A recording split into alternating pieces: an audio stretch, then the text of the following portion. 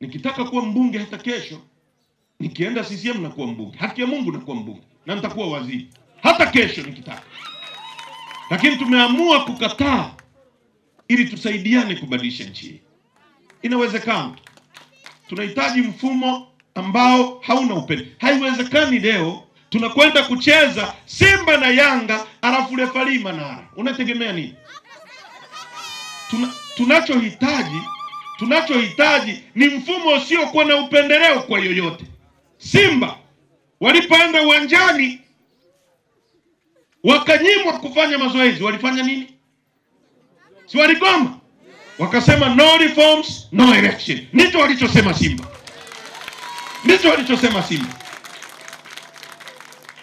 Na si serikali si wameitana kusuluhisha ili mpira uchezwe free and fair. Na sisi Chadema ndio tunachosema no reforms, no election. Tume iwe huru, iwe na haki, ipigwe dakika 90, Lissu asimame hapa na Samia asimame hapa. Haki ya Mungu saa 12 watakuwa nyumbani. Saa 12 asubuhi. 12 asubuhi atakuwa nyumbani. Nasema uongo? Hatuhitaji upendeleo. Tunahitaji kura yako iwe na heshima. Ili viongozi wawajibike kwako. Katiba yetu ibara ya 8 inasema madaraka yote ya nchi hii ni wananchi. Ni wewe. Polisi yule amevaa crown yako, sio ya kwake. Amevaa mamlaka yako. Umekasimu hayo mamlaka wewe kwake. Tunahitaji kura yako iheshimike. Ibara ya 8 sehemu ya 2 inasema serikali itawajibika kwako. Na sehemu ya 3 inasema lengo la serikali ni kustawisha maisha yako. Niambieni, baada ya miaka 63 ya uhuru wa nchi yetu, serikali imestawisha maisha yako? Kama Dar es Salaam ndio tunatembea kwenye barabara hizi za vumbi, huko mikoani hali ikoje? Hapa ndio Dar sasa, hapa ndio mji mkubwa. Yaani hapa ndio sehemu ambayo ndio uso wa nyumba yako. Hakuna maji, watu wanakufa kwa kipindupindu. Nasema uongo? Kila mwaka kipindupindu tafsiri yake ni kula kinyesi. Umekunywa maji yenye kinyesi, ndio kipindupindu. Nchi hapo Mpiji hapo Kimbiji, maji yaliyoko chini ya ardhi ya nchi yetu yakifunguliwa hapo Kimbiji, Dar es Salaam inazama. Ni maji robo 3 ya dunia yako Tanzania. Tuna ziwa lenye upana kuliko yote Afrika nzima, ziwa Victoria. Maji yanatoka ziwa Victoria yanaenda Misri. Hakuna mtu anakosa maji. Sisi maji yako Mwanza, hapa hamna maji. Hivi mnanielewa? Hivi nyie watu mnaelewa ninachokizungumza? Wangapi wanaelewa ninachokizungumza? Nyosha mkono tu. Tunahitaji kubadilisha nchi. Ndugu zangu vijana, maisha haya hayatajibadilisha. Kenya imebadilishwa na vijana. Pigania destiny yako. Umaskini hauzoeleki. Umaskini sio kitu kizuri. Umaskini ni kitu kibaya. Jiulize, uende hospitali, baba yako anaweza kutibiwa akapona, anakufa kwa sababu hauna fedha. Inakuwaje tuna nchi ambayo afisa elimu analipwa mshahara na serikali, anapewa gari na serikali, anaishi kwenye nyumba ya serikali ili asimamie ubora wa elimu ya mtoto wako, alafu yeye hawezi kusomesha mtoto wake kwenye hiyo shule anayoisimamia? Hivi unaelewa maana yake? Alafu anakuja kukuambia wewe watemeke kwamba hiyo ni shule nzuri, somesha mtoto wako. Lakini yeye mtoto wake hataki asome kwenye hiyo shule nzuri.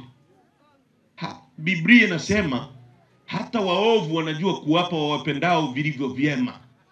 Na inauliza hivi, nani ambaye mtoto wake akimuomba mkate atampa jiwe, au akimuomba samaki atampa nyoka? Inasema huyo mtu hayupo. Na nyie kwa wale Waislamu, Mtume Muhammad anatuambia ukiona jambo baya liondoe.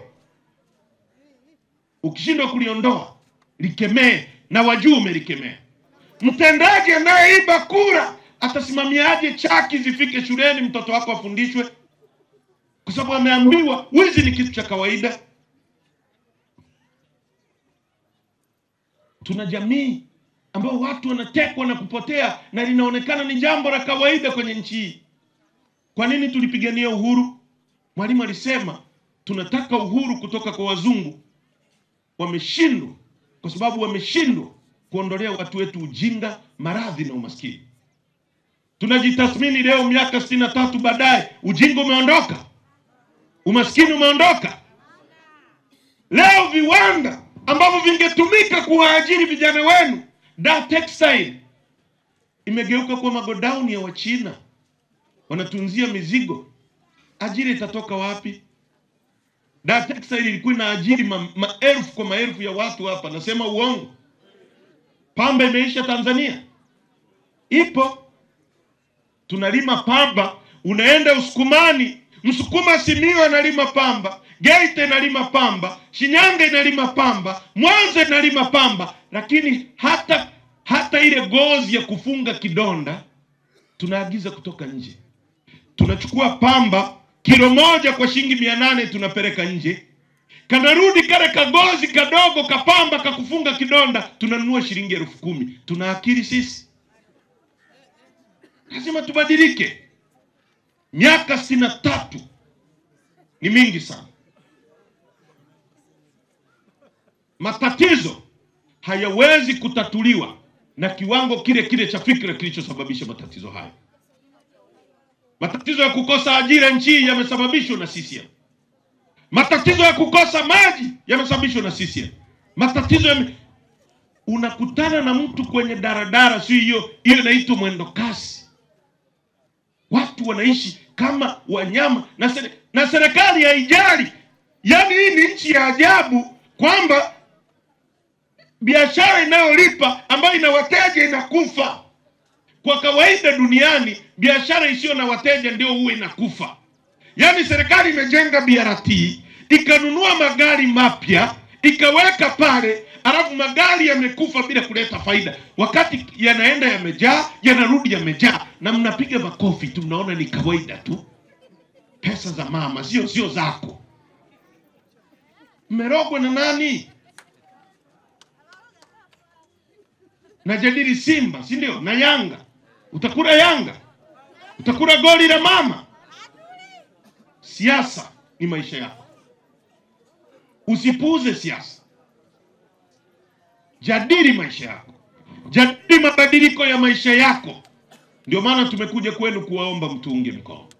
Mtuunge mkono kwenye hoja ya no reforms no election, ili tubadili kanuni za uchaguzi zisiwe na upendeleo, tushindane kwa haki.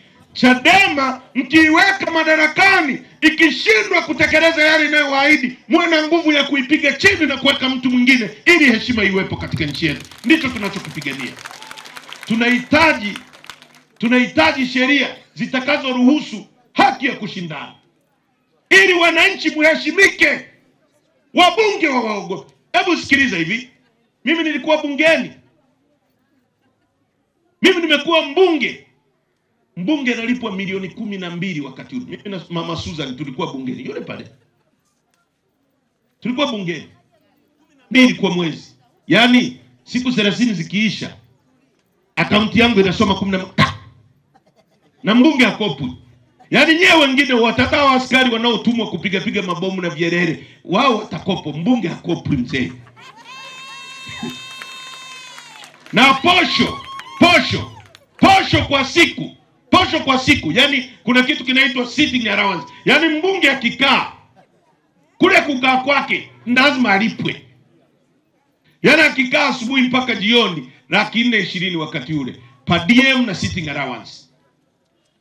Kuna hiyo posho inaitwa ya makalio, yani sitting allowance, posho ya kukaa. Unaumiza. Kwa nini unaumiza makalio ya mbunge bila kulipa? Na viti vile vina sponge vyekundu. Kwa hiyo kwa siku mbunge sasa hivi wanalipana 800,000 sijui kwa siku sitting allowance. Na mshahara leo naambiwa ni milioni 18. Sasa na hapo hujazungumzia insurance. Na mimi sina shida na mbunge kulipwa. Iko hivi. Hii nchi ina rasilimali za kututosha sisi wote kuishi vizuri. Yaani unaenda nchi kama Norway, serikali inatoa kitu kinaitwa child support. Yaani wewe mama ukijifungua, serikali inakuwa inakulipa pesa kama asante ya kuleta kiumbe duniani kwenye nchi yetu. Inaitwa child support. Na mtu ambaye hana kazi analipwa. Yani kama kima cha chini cha mshahara ni 500,000, wewe ambaye huna kazi unakuwa unalipwa 2,500, yani nusu ya kima cha chini. Yani kwa hiyo wale ambao hamna kazi, kwa rasilimali tu, na Norway wana gesi tu kama sisi. Sisi tuna futi za ujazo trilioni 54.5 na wana bahari. Mwaka jana kwenye uvuvi wa bahari yao wamevua dola za Kimarekani bilioni 9.4 ambazo ni trilioni 30. Bajeti yetu ni trilioni 54. Kwa hiyo 70% ya bajeti yetu wao wamefanya uvuvi. Sisi bahari iko mbichi kabisa. Ni Wachina wanaingia humo, wanavua samaki, wanaondoka nao. Iko hapo. Na tuna bahari kubwa kuliko. Sasa hebu fikiria hivi. Mimi sina shida na mbunge kulipa. Shida yangu iko hivi. Tunalipaje mtu mjinga ili akakutetee wakati huo hakutetei wewe, anakutetea rais? Mnanielewa tatizo langu na wabunge? Yaani wabunge wangekuwa wanalipwa hizo fedha, alafu wanatimiza wajibu wao, mimi ningekuwa sina tatizo. Kwa ndugu zangu, unakuwa bungeni, mbunge badala ajenge hoja. Hebu fikiria huyu mbunge anayelipwa vizuri hivi, angekuwa anajua kwamba kura yako ndio inamweka madarakani, huyu mtu angekuwa anakupigania kiasi gani? Angekuwa tayari kufa pale bungeni kwa ajili ya kumpigania mwananchi wa Temeke. Lakini kwa sababu anajua kura yako haimweki, ndio maana wabunge wa CCM wakiinuka dakika 8 anamsifia mama, kwenye dakika 10 za mchango, dakika 2 ndio analeta kwa wananchi. Namshukuru mama ametuchimbia choo shule ya msingi si wapi. Namshukuru mama amevaa vizuri kiremba. Mama. Mbunge anaongea mama mara 10,000. Mbunge